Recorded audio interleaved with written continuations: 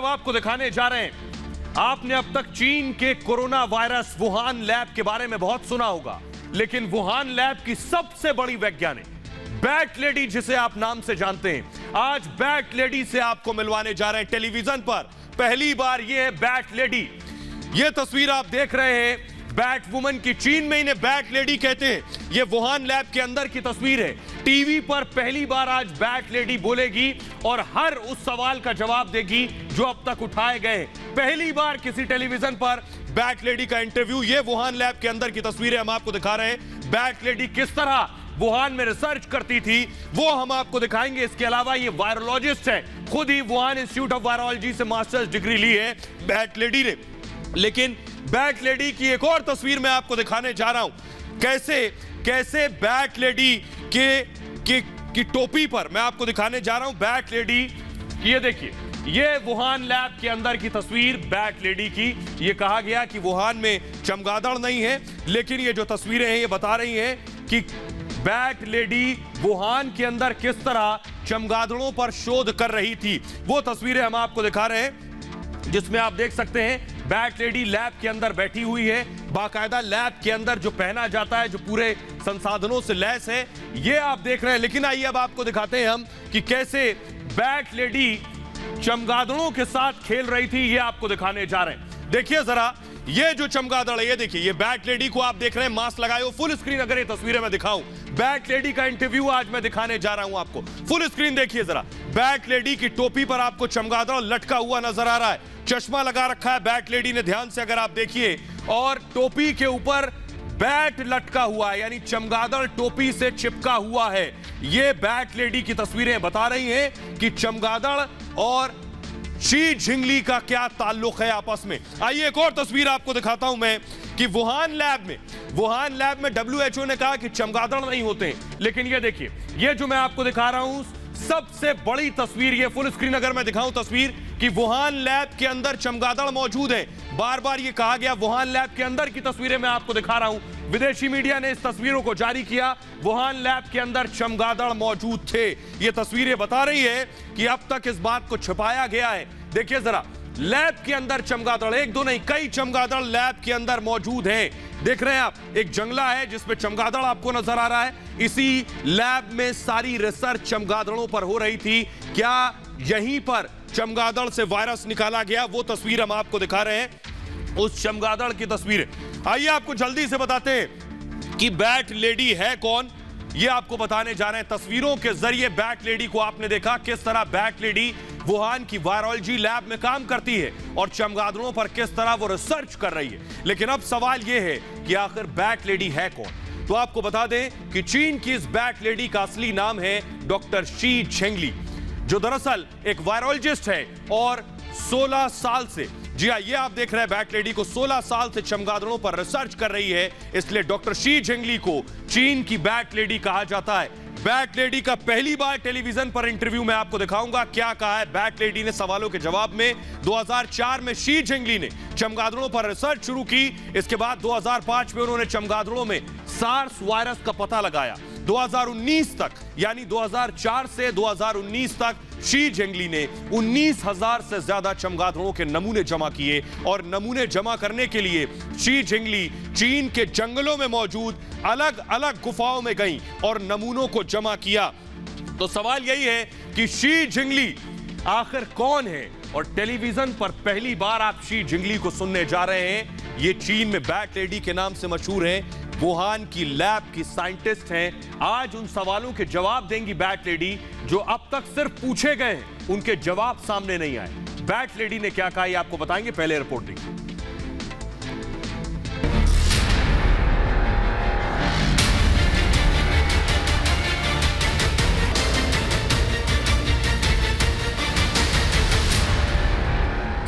पहली बार टीवी पर चीन की बैट लेडी, वुहान लैब की सबसे बड़ी वैज्ञानिक का इंटरव्यू, चमगादड़ पर सबसे बड़ी शोधकर्ता,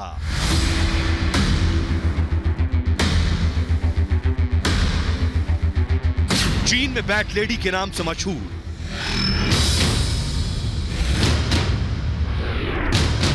यह है शी जिंगली।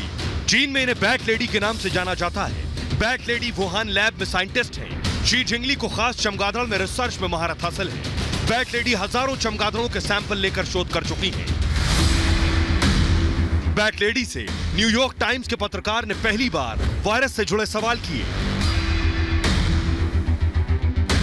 पत्रकार ने बैट लेडी को सवाल मैसेज किए तो वो भड़क गए।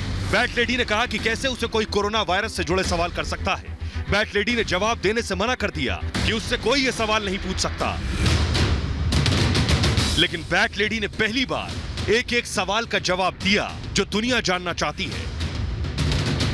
तो आज पहली बार आपके सामने वायरस के हर सवाल का जवाब वो महिला देगी जो है चीन की बैट वुमन।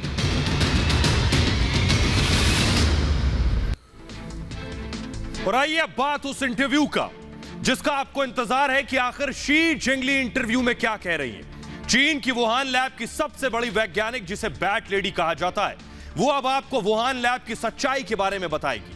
दरअसल बैट लेडी यानी डॉक्टर शी जिंगली से कुछ सवाल पूछे गए, उनके जवाब उन्होंने लिखित में दिए और वुहान लैब पर लगे तमाम आरोपों पर सच बताया। सवाल उनसे किया गया वही सवाल जो अब तक उठते रहे, वो सवाल जिसमें अमेरिका के पूर्व राष्ट्रपति डोनाल्ड ट्रंप ने एक बार नहीं कई बार यह आरोप चीन पर लगाया कि वुहान लैब में पहले कोरोना वायरस को बनाया गया, फिर उसे दुनिया में फैला दिया गया। अमेरिका के पूर्व रक्षा मंत्री और ट्रंप के बेहद करीबी माइक पॉम्पियो का सवाल भी बैट लेडी से पूछा गया, जिसमें पॉम्पियो ने दावा किया था कि हाल फिलहाल में ही यह दावा किया कि वुहान लैब में कोरोना वायरस एक जैविक हथियार की तरह इस्तेमाल किया गया। इसके अलावा अमेरिका के मौजूदा राष्ट्रपति जो बाइडेन ने तो वुहान लैब की जांच तक के आदेश दे दिए गए। और ये सारे सवाल जब वुहान लैब की बैट लेडी से पूछे गए तो सुनिए जरा बैट लेडी ने क्या कहा। बैट लेडी से जब पूछा गया तो उन्होंने कहा, जानबूझकर इस तरह की अफवाहें फैलाई जा रही हैं। वुहान लैब में अलग अलग तरह की रिसर्च होती है, कई ऐसे वायरस पर काम होता है जो जिंदगी बचा सकें। इन आरोपों में हरगिज सच्चाई नहीं है, यह कहना था बैट लेडी का। आइए अब आपको बताते हैं। आपको याद होगा अगला सवाल क्या पूछा गया शी जिंगली से। आपको याद होगा बाइडेन के राष्ट्रपति बनने के बाद अमेरिका की खुफिया विभाग की रिपोर्ट में यह दावा किया गया था कि वुहान लैब के 3 वैज्ञानिक बीमार हो गए थे। यह सवाल भी बैट लेडी से किया गया। उनमें ठीक वैसे ही लक्षण पाए गए थे जैसे कोरोना वायरस से संक्रमित होने की वजह से होते हैं। चीन के वैज्ञानिक ली मेंग यांग, जिन्होंने वुहान लैब में 5 साल तक काम किया, उन्होंने दावा किया था कि वुहान लैब में कोरोना का ट्रायल हुआ था, उसके बाद कुछ लोग बीमार पड़ गए थे। यह सवाल बैट लेडी से किया गया। जो लोग बीमार पड़े थे उनमें लक्षण थे, इस बारे में जब बैट लेडी यानी डॉक्टर शी जिंगली से पूछा गया तो बैट लेडी ने क्या कहा, देखिए जरा। बैट लेडी ने कहा कि वुहान लैब 2 हिस्सों में बटी है, दोनों हिस्सों में थोड़े बहुत नहीं 300 आदमी काम करते हैं, 300 लोग काम करते हैं। वो बैट लेडी ने कहा ऐसे में बहुत से लोग बीमार हो जाते हैं, कई लोगों को अलग अलग तरह की परेशानियां भी होती हैं। लैब में काम करने वाले कई लोगों को हल्का फुल्का रिएक्शन भी हो जाता है। 300 लोग काम करते हैं, इसका मतलब यह नहीं कि अगर कुछ लोग बीमार हो गए हो तो उसका सीधा ताल्लुक वायरस से जोड़ दिया जाए। बैट लेडी ने इस सवाल का जवाब यह दिया। अगला सवाल जो बैट लेडी से किया गया वो मैं आपको बताऊं। उनसे ब्रिटिश लेखक वेग ने एक बार नहीं कई बार अपनी रिपोर्ट में दावा किया कि वुहान लैब में कोरोना वायरस पर रिसर्च चल रही थी। एक पूर्व चीनी वैज्ञानिक ली मेंग यांग ने भी इस तरह के दावे किए थे। उन्होंने बताया था कि लैब में सालों से कोरोना पर लंबी रिसर्च चल रही है। ये सारे सवाल बैट लेडी से किए गए। बैट लेडी ने क्या कहा? Bat lady doctor she Zhengli ने कहा, कुछ लोग कहते हैं कि वुहान लैब से फैला कोरोना, कुछ लोग कहते हैं वायरस वेट मार्केट से फैला। मतलब ये किसी के पास कोई पुख्ता सबूत नहीं है, यह कहकर बचने की कोशिश की। और जब कोई सबूत है ही नहीं तो फिर ना तो कोई सवाल खड़ा होता है और ना ही कोई जांच बनती है। जब कुछ हुआ ही नहीं तो आखिर सबूत कैसे दिए जा सकते हैं, कहा बैट लेडी ने। उन्होंने कहा जिन लोगों को लगता है कि वायरस प्रकृति से निकला यानी नेचुरल है, वो कहते हैं कि ये वेट मार्केट से निकला है और वेट मार्केट में जो जानवर हैं उनसे वायरस निकला है। लेकिन जिन्हें ये लगता है कि आर्टिफिशियल है, ये बनाया गया है चीन के जरिए, वो बड़ी आसानी से कहते हैं कि वेट मार्केट के नजदीक वुहान लैब है और कुछ दूरी पर वुहान लैब है, यहां से निकला होगा। यह जवाब था बैट लेडी का जब उनसे सवाल पूछे गए। आइए अब आपको बताते हैं वुहान लैब के अंदर की कुछ और हकीकत मैं आपको बताने जा रहा हूं जो अब तक अनदेखी थी, जो अब तक जिससे लोग अनजान थे। वुहान लैब की हकीकत ये, बैट लेडी को आप देख रहे हैं, 300 से ज्यादा यहां वैज्ञानिक काम करते हैं इस लैब के अंदर। पहली बात। दूसरी बड़ी बात इस लैब की मैं आपको दिखाऊं, इसे मूव करिए। 2 हिस्सों में बटी है वुहान लैब, यानी वुहान लैब 2 हिस्सों में बटी हुई है। एक हिस्से में हर किसी को जाने की इजाजत नहीं है, यानी एक हिस्सा वो है जो बिल्कुल अलग है, वहां हर शख्स नहीं जा सकता है। इसी हिस्से में चमगादड़ों पर रिसर्च होती है, यानी जो बिल्कुल अलग चैम्बर है उसी में चमगादड़ों पर रिसर्च होती है। और चमगादड़ों के 12,000 से ज्यादा सैंपल अब तक इकट्ठा किए जा चुके हैं, थोड़े बहुत नहीं, 12,000 सैंपल। 2017 में रिवर्स जेनेटिक इंजीनियरिंग की गई, यानी वायरस को बदल दिया गया। 2017 में यह हुआ और इस वायरस को बदलने के जरिए ही यह अब तक साफ नहीं हो पाया है कि यह वायरस कहां से निकला। इस रिवर्स इंजीनियरिंग की वजह से ही दरअसल अब तक लग रहा है कि यह वायरस आर्टिफिशियल जानबूझकर किया गया। आइए अब आपको बताता हूं कि आखिर वुहान लैब का एक और बड़ा सच। चीन पर लगातार ये आरोप लगते रहे हैं कि दुनिया भर में जिस कोरोना वायरस ने तबाही मचाई वो वुहान की वायरोलॉजी लैब में तैयार किया गया था। इस तरह के तमाम दावे एक बार नहीं बल्कि कई बार किए जा चुके हैं, लेकिन चीन और उसकी कम्युनिस्ट सरकार इस तरह के तमाम दावों को खारिज करती रही, जिन्हें कोरी बकवास बताती रही। चीन की सरकार के मुताबिक इस तरह के तमाम दावे पूरी तरह गलत हैं। लेकिन अब एक और वीडियो सामने आया है जो वुहान लैब के अंदर का है। बताया जा रहा है कि इस वीडियो को न्यूज ऑस्ट्रेलिया ने 13 जून 2021 को जारी किया। वीडियो के जरिए वुहान लैब में वायरस बनाने के नए सबूत सामने आने का दावा किया गया। इस वीडियो में साफ दिख रहा है कि वुहान इंस्टीट्यूट ऑफ वायरोलॉजी में जिंदा चमगादड़ों को पिंजड़े में कैद करके रखा गया था। वीडियो में चमगादड़ पिंजड़े में कैद साफ देखे जा सकते हैं और चाइना अकादमी ऑफ साइंस के मई 2017 के 10 मिनट के आधिकारिक वीडियो में चमगादड़ों को पिंजड़े में कैद करके रखा हुआ दिखाया गया था। इस वीडियो को वुहान लैब में नए बायोसेफ्टी लेवल 4 के हिसाब से सुरक्षा शुरू होने पर जारी किया गया था। इस वीडियो के सामने आने के बाद विश्व स्वास्थ्य संगठन यानी WHO के उस दावे की भी पोल खुल गई है जिसमें वुहान लैब को क्लीन चिट दी गई थी। WHO की रिपोर्ट में कहा गया था चमगादड़ों को लैब में रखना और कोरोना वायरस वुहान लैब से पैदा होने की बात करना महज एक साजिश है। WHO ने अपनी कोरोना की उत्पत्ति की जांच रिपोर्ट में यह नहीं बताया था कि वुहान लैब में चमगादड़ों को रखा जाता था। जांच रिपोर्ट में सिर्फ इतना कहा गया कि वुहान लैब में पशुओं की विभिन्न प्रजातियों को उनके पिंजड़े में कैद करके रखा जाता था। लेकिन आज सच सामने आ गया है। आइए आगे बढ़ते हैं और आपको दिखाने जा रहे हैं आज की एक और बड़ी खबर। लगभग पिछले कई महीने से किसान आंदोलन कर रहे हैं। दिल्ली के बॉर्डर्स पर किसानों का बड़ा जमघट है। हजारों की संख्या में किसान बैठे हैं और हट नहीं रहे हैं। ये आंदोलन जीवी है, लेकिन अब इनके खिलाफ एक बड़ा गुट खड़ा हो गया है। इन किसानों का विरोध शुरू हो गया है। 36 गांव, एक दो नहीं, 36 गांव, 36 बिरादरी एक साथ उठ खड़ी हुई है इनके विरोध में। ये जो तस्वीरें हम आपको दिखा रहे हैं, देखिए ये आसपास जहां दिल्ली का बॉर्डर है, जहां ये किसान डटे हुए थे, उनके विरोध में स्थानीय लोग खड़े हो गए हैं। 36 गांव के लोगों ने महापंचायत बुलाई है, 10 दिन का अल्टीमेटम दिया और कहा है कि अगर आप हटे नहीं तो अंजाम बहुत बुरा होगा। यानी लोगों में गुस्सा है। क्या कह रहे हैं, यानी आंदोलन जीवी क्या कह रहे हैं और महापंचायत करने वाले क्या कह रहे हैं, आइए अब आपको बताता हूं। मैं दिल्ली के बॉर्डर पर डटे हुए हैं। आइए मैं आपको दिखाने जा रहा हूं दोनों तरफ की दलीलें क्या है। एक तरफ आप देख रहे हैं आंदोलन जीवी किसान, दूसरी तरफ आप देख रहे हैं स्थानीय जो आसपास के इलाकों में रहते हैं। आंदोलन जीवियों का कहना है हम तो दिल्ली के बॉर्डर पर डटे हैं और डटे रहेंगे, लेकिन जो आसपास लोग रह रहे हैं उनका कहना है उनके प्रदर्शन से, यानी आंदोलन जीवियों के प्रदर्शन से हमारे रास्ते बंद हो गए हैं, हम निकल नहीं पा रहे हैं। इसके अलावा मैं आपको बताऊं क्या कह रहे हैं, दोनों तरफ की दलीलें क्या हैं। दूसरी दलील यह है कि आंदोलन जीवियों का कहना है जब तक कानून रद्द नहीं होगा हम हटेंगे नहीं, हम यहीं डटे रहेंगे। लेकिन आसपास के लोग बार बार दरख्वास्त कर रहे हैं कि हमारा कारोबार ठप हो गया है जो आपने रास्ता जाम कर रखा है, हमारे धंधे चौपट हो गए हैं क्योंकि आपने रास्ता जाम कर रखा है। तीसरी दलील मैं आपको दिखाता हूं।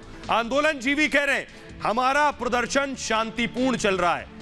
अब इसको कथित शांतिपूर्ण ही कहेंगे क्योंकि इतनी बार इतनी हिंसा, इतनी चीजें हो चुकी हैं, ये अब शांतिपूर्ण जैसा कुछ रहा नहीं। लेकिन आसपास के लोग क्या कह रहे हैं, आप कह रहे हैं शांतिपूर्ण रहा है, स्थानीय लोग कह रहे हैं आपने एक शख्स को जिंदा जला दिया, उसके बाद भी आप इसे शांतिपूर्ण कहेंगे। एक और दलील मैं आपको दिखाता हूं दोनों तरफ की। आंदोलन जीवियों का कहना है आंदोलन आगे भी जारी रहेगा, यानी ये हटने को तैयार नहीं है। लेकिन स्थानीय लोग क्या कह रहे हैं, आप हटेंगे नहीं, आप बहू बेटियों को छेड़ते हैं जो यहां आंदोलन जीवी डटे हुए हैं। तो ये दोनों तरफ की दलीलें मैं आपको दिखा रहा था। इनका कहना है कि महिलाओं को छेड़ते हैं, हमारा धंधा चौपट हो गया है। एक और दलील देखिए जरा, आंदोलन जीवियों का कहना है हम सम्मान करते हैं, जो आसपास की महिलाएं इनका सम्मान करते हैं। स्थानीय लोग कह रहे हैं एक महिला का रेप हुआ, इस पर आखिर आंदोलन जीवी क्या कहेंगे? किस बात का सम्मान है जब आंदोलन में शामिल लोग रेप कर रहे हैं और उन पर रेप के आरोप लग रहे हैं? इसलिए अब आंदोलन जीवियों के पास कोई जवाब नहीं है। आइए अब आपको सुनवाते हैं आंदोलन जीवी किसान क्या कह रहे हैं अपनी दलील में, और दूसरी तरफ जो महापंचायत में शामिल हुए स्थानीय लोग जिन्होंने सिर्फ 10 दिन का अल्टीमेटम दिया है, वो क्या कह रहे हैं, सुनिए जरा। आगे भी आंदोलन हमारा जारी रहेगा जब तक भारत सरकार हमारे मसलों पे बातचीत नहीं करेगी, जब तक ये आंदोलन खत्म नहीं होगा। यहाँ से किसान वापसी नहीं जाएगा। आंदोलन खत्म करना चाहते हैं, ये तो नहीं होगा। आंदोलन यहाँ से खत्म नहीं होंगे, आंदोलन हमारे जारी रहेंगे। हम एक बात का कह रहे हैं कि भाई हम लोकल निवासी हैं, एक समय सीमा होती है, 7 महीने से सिंघू बॉर्डर बंद पड़ा है, और जब इतने समय से हमारे सारे काम, इंडस्ट्री, सारा हमारा काम धंधा जो चौपट हो रहा है, तो अब हम चाहते हैं कि भाई हमें भी हमारा एक फंडामेंटल राइट मिलना चाहिए, रास्ते पर चलने का अधिकार मिलना चाहिए। तो स्थानीय महापंचायत के सदस्य को आपने सुन लिया। आज की अगली बड़ी खबर, महाअघाड़ी में सब कुछ ठीक नहीं है। महाराष्ट्र से बड़ी खबर है, महाअघाड़ी में जूतम पैजार की नौबत आ गई है। आखिर क्यों ये कहना पड़ा कि अगर अकेले चुनाव लड़े तो जूते तक लग जाएंगे? क्या राहुल गांधी के लिए और कांग्रेस के लिए बुरे दिन आ गए हैं? क्योंकि पंजाब में यही हो रहा है, राजस्थान में यही हो रहा है, मध्य प्रदेश में यही हो रहा है। बचा कुचा एक राज्य था, महाराष्ट्र में भी हालात खराब हो गए, क्योंकि उद्धव ठाकरे ने कह दिया है कि कांग्रेस ने पिछले दिनों कहा, कांग्रेस के प्रदेश अध्यक्ष ने महाराष्ट्र के कहा कि हम अकेले चुनाव लड़ेंगे। तो उद्धव ठाकरे का कहना है ये बात अगर दोबारा कही तो महाराष्ट्र में जूते तक पड़ने लगेंगे। आखिर ये नौबत आई क्यों, ये आपको बताते हैं कि क्या है ये जूता कांड और जूते चलने जैसी स्थिति क्यों पैदा हो गई। देखिए जरा, दरअसल महाराष्ट्र की सियासत में इन दिनों जूते की चर्चा जोरों पर है, और यह चर्चा शुरू हुई है उद्धव ठाकरे के एक बयान के बाद जो उन्होंने अपनी पार्टी के कार्यक्रम में दिया था। जी हां, इस कार्यक्रम में उद्धव ने कहा था जो अकेले चुनाव लड़ेगा उसे जूते पड़ेंगे, जूते। उद्धव ठाकरे ने यह बयान अपनी पार्टी के 55वें स्थापना दिवस के मौके पर दिया था, और माना जा रहा है कि यह बयान कांग्रेस पर निशाना था, क्योंकि कांग्रेस पार्टी ने ही राज्य में अकेले चुनाव लड़ने वाला बयान दिया था। और यह बयान किसी और ने नहीं बल्कि पार्टी के प्रदेश अध्यक्ष नाना पटोले, यानी कांग्रेस के प्रदेश अध्यक्ष नाना पटोले ने कहा था कि अकेले चुनाव लड़ेंगे। उस पर उद्धव ठाकरे ने कहा कि अकेले चुनाव लड़ने की जिसने बात की उसे जूते तक पड़ जाएंगे। आइए अब आपको सुनवाते हैं संजय राउत क्या कुछ कह रहे हैं, यानी ये जो जूतम पैजार पर ये लड़ाई शुरू हुई है, इस पर क्या कहना है शिवसेना नेता का, सुनिए जरा। पल से इसलिए मारेंगे कि अगर ऐसे समय आप राजनीति करेंगे, देश में संकट है, महाराष्ट्र में संकट है, कोरोना का संकट है, तूफान का संकट है, लोगों का नुकसान हुआ है, लोगों को मदद की ज़रूरत है, तो थोड़ी राजनीति दूर रखकर उस मामले में काम करना चाहिए।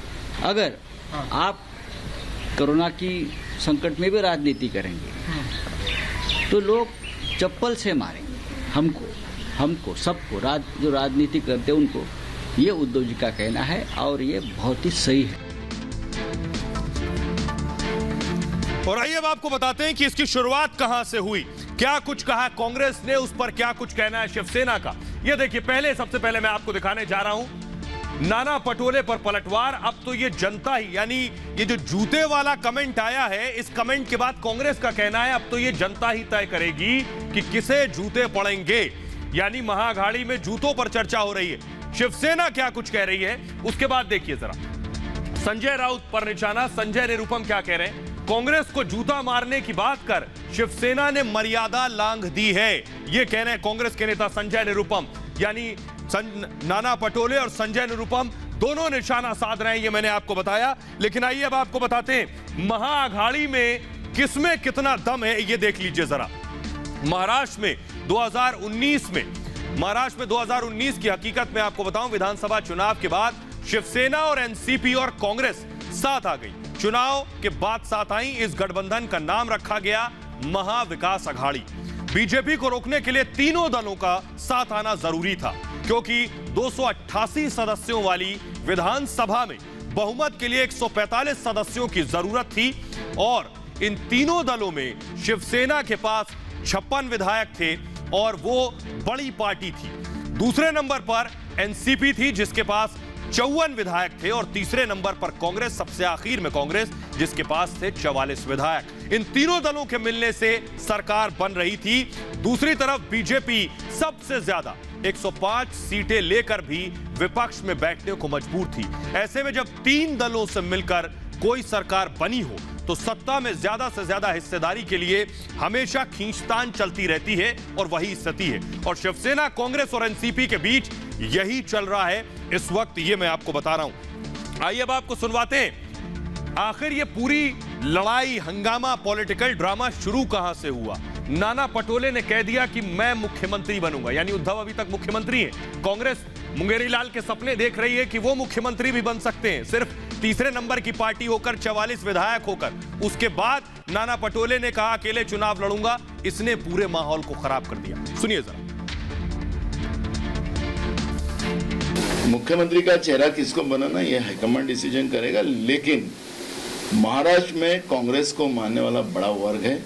मैं हाईकमांड डिसीजन करे, हाईकमांड ने मुझे बोला तो बिल्कुल मैं तैयार हूँ। बिल्कुल हमने कहा, डिक्लेयर कर दिया हमने, कांग्रेस विधानसभा और स्थानिक लोकल बॉडीज इलेक्शन कांग्रेस खुद के बलबूते लड़ेगी।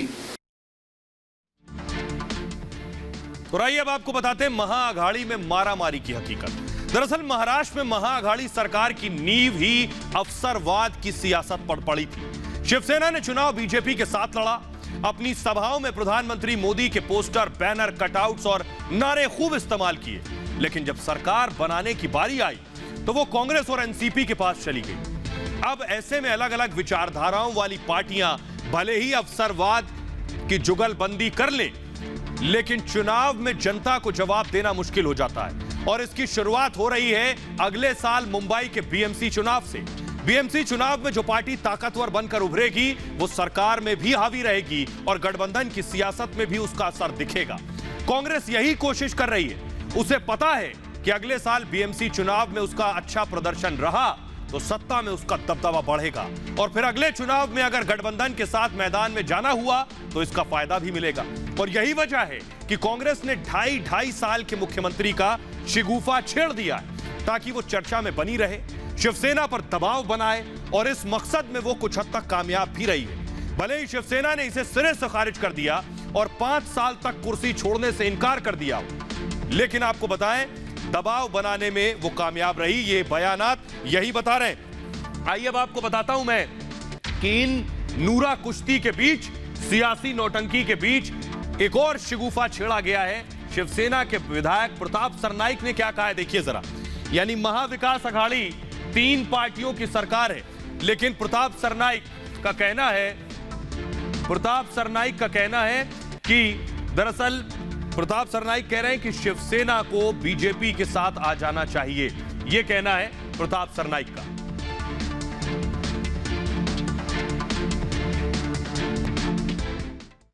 राजनीतिक रूप में देखें तो हम उनके साथ नहीं हैं, लेकिन इसका मतलब ये नहीं कि हमारा रिश्ता टूट गया। तो इसमें कोई गलत बात नहीं है कि मैं अगर मिलूं, मैं कोई नवाज शरीफ से नहीं मिलने गया था, तो ऐसे अगर उनको कुछ मिले, मैं एक व्यक्तिगत रूप में मिलूं, अगर मैं मिल भी लूं, आज भी अभी मेरे साथी हैं उनको कहूँगा कि मुझे दोबारा जाकर मिलना है, तो गलत बात क्या है उसमें। आज नरेंद्र मोदी प्रधानमंत्री जी है, 2024 के चुनाव हो गए, बीजेपी सबसे बड़ी पार्टी आज भी देश में है, मोदी बड़े नेता है। आइए अब आपको दिखाता हूं प्रताप सरनाइक जो करीबी माने जाते हैं शिवसेना के, उद्धव के, वो क्या कह रहे हैं, सुनिए जरा। वो लिख रहे हैं, उन्होंने कहा है बाकायदा चिट्ठी लिखकर, उन्होंने कहा पार्टी को कमजोर कर रही है एनसीपी। यानी प्रताप सरनाइक ये हैं जिन्होंने एनसीपी पर आरोप लगाए हैं कि वो शिवसेना को कमजोर कर रही है। आगे वो क्या लिख रहे हैं, प्रधानमंत्री से मिल जाने में ही फायदा है। यानी प्रताप सरनाइक ये सुझाव दे रहे हैं शिवसेना को कि वक्त है बीजेपी के साथ मिल जाया जाए, ये फायदे का सौदा हो सकता है। बहरहाल आगे बढ़ते हैं और अब बात करते हैं ईरान की। जी हां, बात इसलिए ईरान की क्योंकि ईरान के राष्ट्रपति बदल गए हैं और राष्ट्रपति बदलते ही इजराइल की टेंशन बढ़ गई है। पहले हसन रूहानी थे राष्ट्रपति और अब इब्राहिम बन गए हैं, इब्राहिम रईसी। ये इब्राहिम रईसी की आपको तस्वीरें दिखा रहे हैं। इब्राहिम रईसी नए राष्ट्रपति ईरान के, लेकिन इजराइल की टेंशन बढ़ गई है। आपको बताएंगे आखिर इजराइल क्यों परेशान है, इजराइल में क्यों तनाव में है, ये आपको बताएंगे। लेकिन पहले आपको बताते हैं कि आखिर इब्राहिम रईसी है कौन। हसन रूहानी के उत्तराधिकारी इब्राहिम रईसी को ईरान का कट्टरपंथी नेता माना जाता है, यानी ईरान के कट्टरपंथी नेता हैं जिनको आप देख रहे हैं, ये इब्राहिम रईसी हैं। चुनाव में 62% से ज्यादा वोट हासिल करने वाले रईसी रूढ़िवादी विचार की शख्सियत माने जाते हैं। रईसी देश के सर्वोच्च नेता अयातुल्लाह अली ख़ामनेई के कट्टर समर्थक और करीबी हैं। अगस्त में ईरान के राष्ट्रपति बनने जा रहे रईसी का कई विवादों के साथ नाता भी रहा है। रईसी ईरान के 13वें राष्ट्रपति पद की शपथ लेंगे। ईरान के नए राष्ट्रपति ऐसे शख्स हैं जिन्हें अमेरिका ने, यानी इन्हें अमेरिका ने पहले से बैन कर रखा है।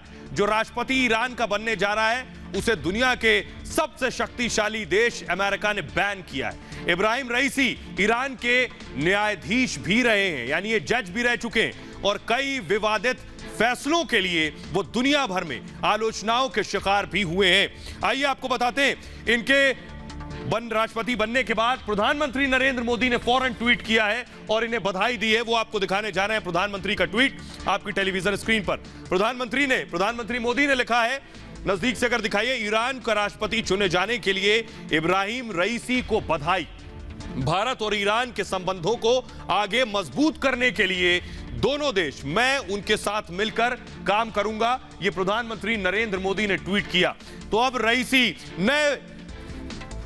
नए राष्ट्र अध्यक्ष हैं। तो सवाल ये है, आपको मैं बताने जा रहा हूं कि आखिर कैसे इजराइल के लिए मुश्किल होने वाली है। इजराइल की टेंशन बढ़ गई है, यानी इब्राहिम रईसी को आप देख रहे हैं और नफ्ताली बेनेट को देख रहे हैं आप, यानी इनका सत्ता में आते ही क्योंकि माना जाता है कि फिलिस्तीन को, आतंकी संगठन हमास को हथियार ईरान देता है, ऐसे आरोप लगते रहे। हथियार, असलहा, गोला बारूद ईरान से मिलता है, ऐसे इल्जाम लगते हैं। ये कट्टर नेता हैं, इसलिए माना जा रहा है कि आखिर क्या इजराइल की टेंशन बढ़ गई है। एक और वजह मैं बताता हूं कि रईसी के चुने जाने के बाद हमास, जो कि आतंकी संगठन है, हमास ने बधाई दी। सोचिए, आतंकी संगठन ईरान के राष्ट्राध्यक्ष को बधाई दे रहा है। हमास ने लिखा कि ईरान की सेवा करने में रईसी को सफलता मिले, फिलिस्तीन के साथ ईरान के रिश्तों को मजबूती मिले और फिलिस्तीन के लोगों को ईरान का समर्थन मिलता रहे, यह कहना था आतंकी संगठन हमास का। तो आइए अब आपको बताते हैं, जब आतंकी संगठन ईरान के नए राष्ट्राध्यक्ष को बधाई दे रहा हो और यह मान के चल रहा हो कि वो फिलिस्तीन का साथ देंगे, तो इजराइल का तनाव बढ़ना तय। देखिए जरा रिपोर्ट।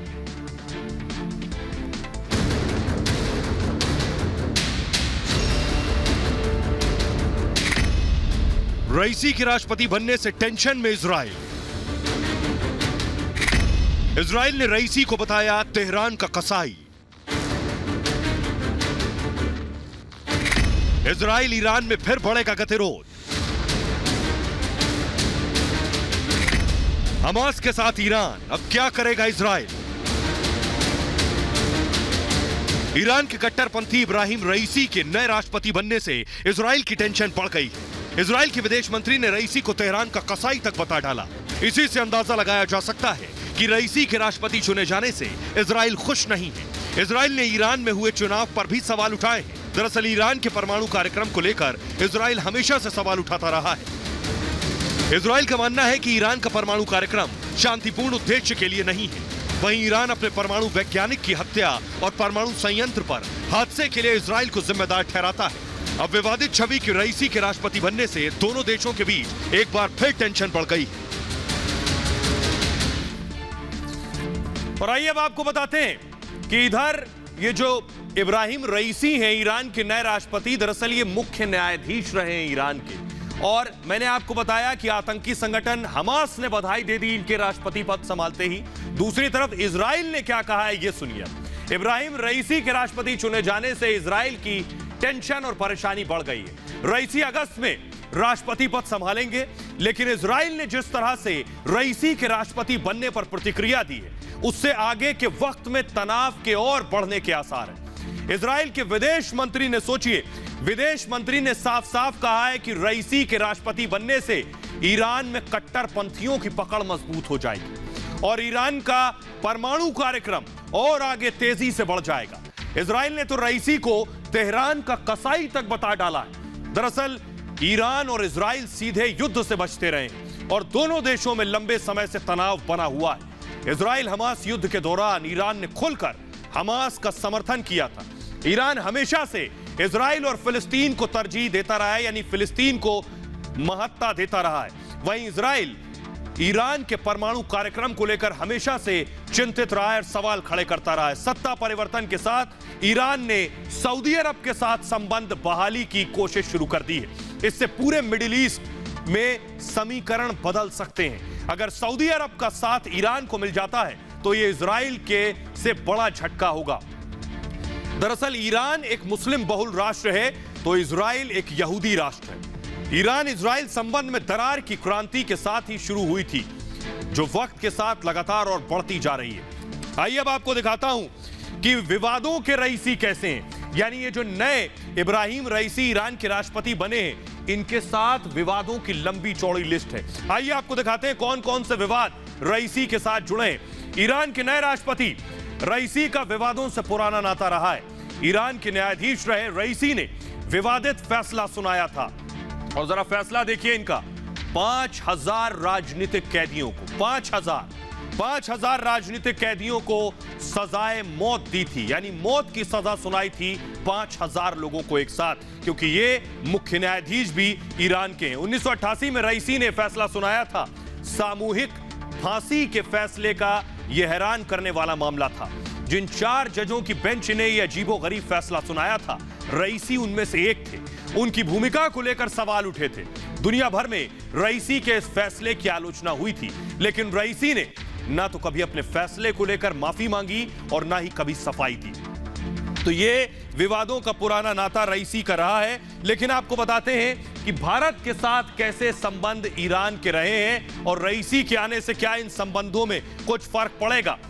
ईरान में निजाम बदलने के साथ ही दुनिया के कई देशों के रिश्तों पर असर पड़ने वाला है। जल्दी से जान लेते हैं इजराइल की तरह ही ईरान भारत के लिए क्यों महत्वपूर्ण है। भारत और ईरान के बीच ऐतिहासिक संबंध है। सत्ता परिवर्तन के बाद दोनों देशों के संबंध पर ज्यादा असर पड़ने वाला नहीं है। भारत की ऊर्जा जरूरतों के लिहाज से ईरान बेहद अहम है। भारत और ईरान के बीच पाकिस्तान से होते हुए गैस पाइपलाइन बिछाने का प्रस्ताव है। दरअसल ईरान ऊर्जा का विशाल भंडार है और आज भी यह भारत को तेल निर्यात करने वाले देशों में इराक और सऊदी अरब के बाद तीसरे नंबर पर है। इसके साथ ही दोनों देशों के लिए चाबहार परियोजना का महत्व काफी ज्यादा है।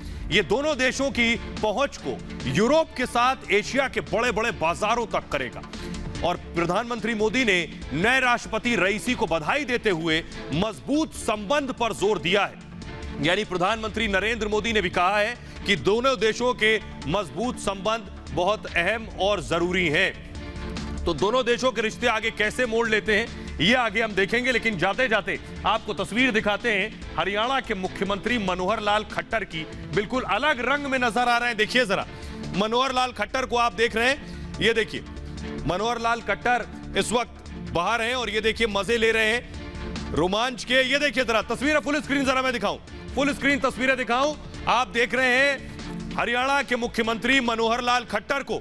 देखिए जरा, हरियाणा के मुख्यमंत्री खट्टर, आपने अब तक योजनाओं का शिलान्यास करते देखा होगा, अलग अलग मौकों पर कई बार देखा होगा, लेकिन आज हरियाणा के पर्यटन स्थल मोरनी में खट्टर का जो अंदाज दिखा वो आज से पहले शायद ही कभी देखा गया हो। आपको बता दें कि सीएम खट्टर 67 साल के हैं, लेकिन इसके बावजूद मनोहर लाल खट्टर एडवेंचर्स स्पोर्ट्स का एक युवा की तरह आनंद लेते नजर आए और इस दौरान सीएम खट्टर ने बाकायदा पैराग्लाइडिंग का आनंद लिया। एक युवा की तरह वो इस दौरान स्पोर्ट्स कॉम्प्लेक्स में हर चीज का मजा लेते दिखे। इसके बाद सीएम खट्टर ने पानी में जेट स्कूटर भी दौड़ाया, जो तस्वीरें मैंने आपको दिखाई। पहले वो पीछे बैठे थे इसमें, लेकिन उसके बाद उन्होंने स्कूटर का हैंडल अपने हाथ में थाम लिया और पानी से फर्राटा भरता हुआ उनका स्कूटर आगे बढ़ता रहा। तस्वीरें आपको हम दिखा रहे हैं हरियाणा के मुख्यमंत्री को आप इस वक्त तस्वीरों में देख रहे हैं। मनोहर लाल खट्टर, इस रूप में उनको आपने कम ही देखा होगा।